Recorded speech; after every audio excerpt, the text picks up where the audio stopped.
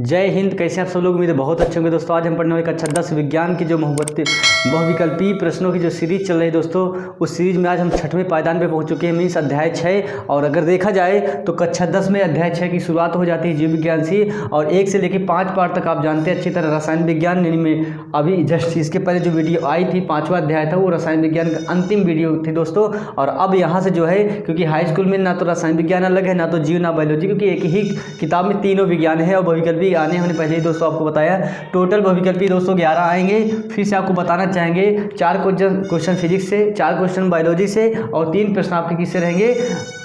रसायन विज्ञान से। तो दोस्तों रसायन विज्ञान से जितने भी महत्वपूर्ण क्वेश्चन थे वीडियोज जा चुकी हैं, 5 वीडियोज 5 चैप्टर के हो चुके हैं, हर चैप्टर से एक वीडियो, और प्लेलिस्ट बनी हुई है। आप आसानी से प्लेलिस्ट जाइए, चैनल को सब्सक्राइब कर लीजिए, और प्लेलिस्ट बनी है, वहाँ लिखा है होगा कक्षा 10 विज्ञान के महत्वपूर्ण बहुविकल्पी प्रश्न, एक फोल्डर बना हुआ है, वहाँ सारी वीडियो क्रम वाइज क्रम पड़ी हुई है दोस्तों।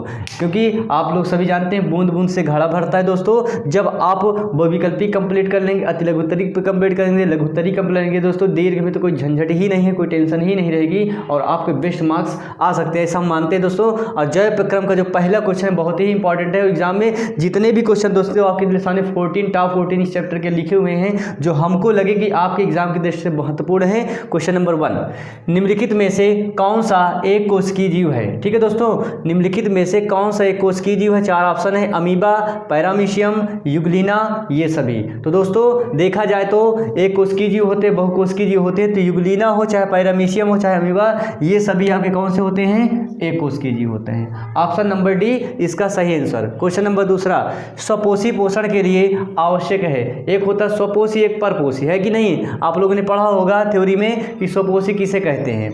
तो स्वपोषी पोषण के लिए आवश्यक है जल तथा कार्बन डाइऑक्साइड की, क्लोरोफिल की, सूर्य का प्रकाश की, ये सभी। तो दोस्तों कोई भी जो अपना भोजन स्वयं बना लेते हैं उनको स्वपोषी कहते हैं। और जैसे मान लीजिए सभी पेड़ पौधे हैं, उनको जल की भी आवश्यकता होगी, कार्बन डाइऑक्साइड की भी जरूरत होती है, क्लोरोफिल की भी जरूरत होती है, सूर्य का प्रकाश तो चाहिए नहीं, चाहिए मुरझा के सूखा जाएगा, इसलिए ऑप्शन नंबर डी सही।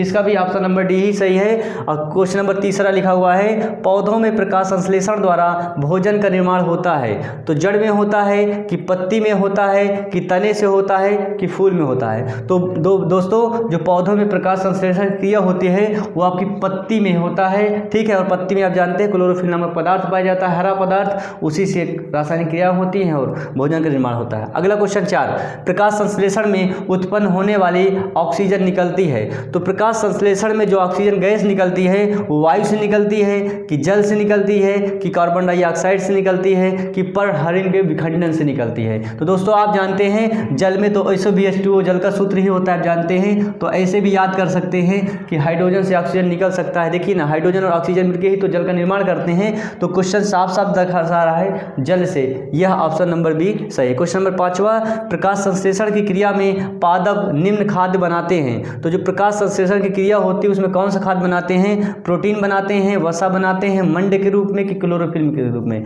तो दोस्तों आप जानते हैं जो पादप खाद्य बनाते हैं वो मंड के रूप में बनाते हैं दोस्तों, ऑप्शन नंबर सी। दोस्तों उम्मीद है 5 प्रश्न आपको 1 बाई 1 जो समझाए गए बहुत अच्छे लगे होंगे। 6ठा प्रश्न देखते हैं, लार में कौन सा एंजाइम होता है दोस्तों?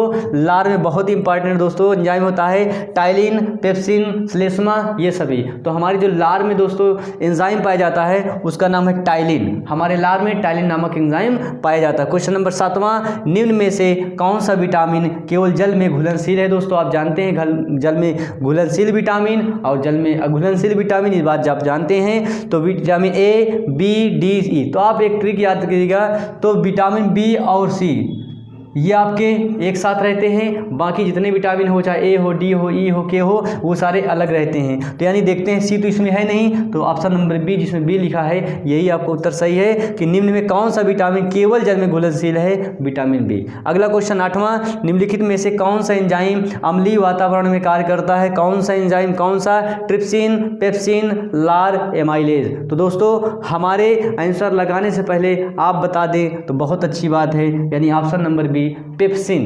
तो यार दोस्तों आपको याद रखिएगा निम्नलिखित में कौन सा एंजाइम अम्लीय वातावरण में कार्य करता है? पेप्सिन नामक एंजाइम अम्लीय वातावरण में काम करता है। क्वेश्चन नंबर 9 है आपका, अग्नाशयी रस किसके पाचन में सहायक होता है? प्रोटीन एवं वसा, प्रोटीन एवं carbohydrate. Option number D protein, carbohydrate एवं वसा। कहने का मतलब अग्नाशयी जो रस होता है, ठीक है, अग्नाशयी रस कहाँ पाचन में कहाँ सहायक होता है? प्रोटीन के, कार्बोहाइड्रेट के और वसा के रूप में सहायक होता है।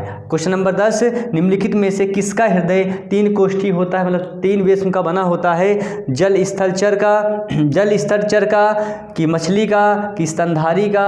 ऑप्शन नंबर डी पक्षी का। तो दोस्तों आप जानते हैं कि निम्नलिखित में से किसका हृदय 3 कोष्ठी होता है? ये किसका होता है? जल स्थल चर का, ठीक है, जल स्थल चर का। ऑप्शन नंबर ए सही है। क्वेश्चन नंबर 11, पित्तरस का श्रावण होता है। तो पित्तरस का श्रावण होता है कहाँ होता है? पित्ताशय में। बहुत से स्टूडेंट सोचेंगे पित्तरस पित्ताशय में होता है, तो दोस्तों आपकी सोच गलत हो जाएगी, मीन्स उत्तर गलत हो जाएगा।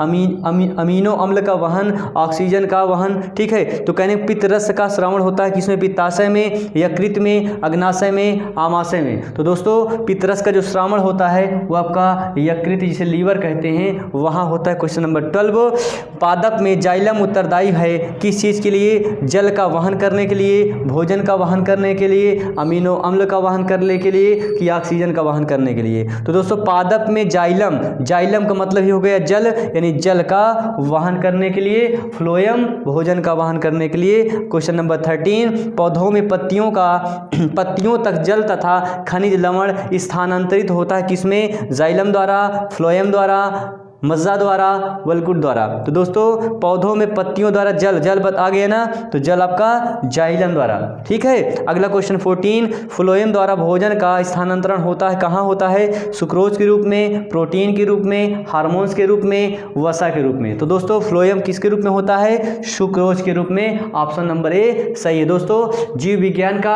अध्याय नंबर 1 समझ सकते हैं, और कक्षा 10 विज्ञान का अध्याय नंबर 6 जैव प्रक्रम, जिसका नाम है।